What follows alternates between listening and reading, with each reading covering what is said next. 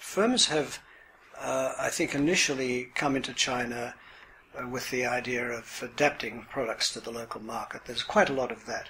But then there has been now a push by a number of firms to adapt, to do more than adaptation, really, to do R&D locally, which is designed to help them enter segments that they are hitherto unable to get into.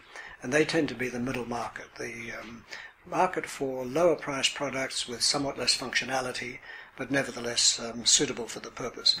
And so there's been quite a lot of that amongst multinationals, and some of that has been very difficult to implement because it often runs counter to head office views about quality of product, about reputation, and so on. But it's nevertheless proceeding. So that's a second form of innovation here in China on the part of multinationals. And then there's a third form, which is seeing China as an important and maybe the most important market for them, in which to innovate, with the idea of then taking those innovations to the rest of the world. The so-called reverse innovation that one hears about with GE. Traditionally, we see innovation as being developed in the developed world and then being exploited in the developing world. This is the reverse direction. And so that's what's interesting about it. And I think what's interesting is what are the characteristics of a country like China that make it sensible and ultimately we would imagine profitable for a company to do its innovation here. The China market, by producing or enable a company to innovate with these good enough products or fit for purpose products, has opened up some niches in the developed market that people didn't realize existed or didn't know that there was a need for. The GE cases, the cases we've talked about so far, have been rather accidental. In the case of the Swiss company, there certainly wasn't their intention in coming to China to develop products for the rest of the world. In fact, that was the big resistance.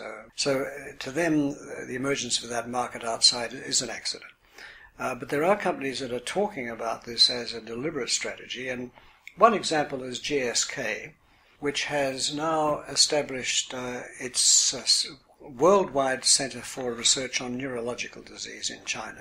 And it's with the idea that their discoveries can be applied elsewhere in the world. There are a few examples like GSK where China is now seen as a centre for R&D and innovation in a particular product with the aim of taking that to the rest of the world. It's China for the world. Another way of thinking about it is simply having a research centre, instead of having it in your home country or in Western Europe, you have it in another country. You use that country because you have good scientists. You have maybe cheaper clinical trials to be able to do here. China is good, I think, because there is very good talent. There are quite a few also returnees who've been educated in PhD programs in the US and so on.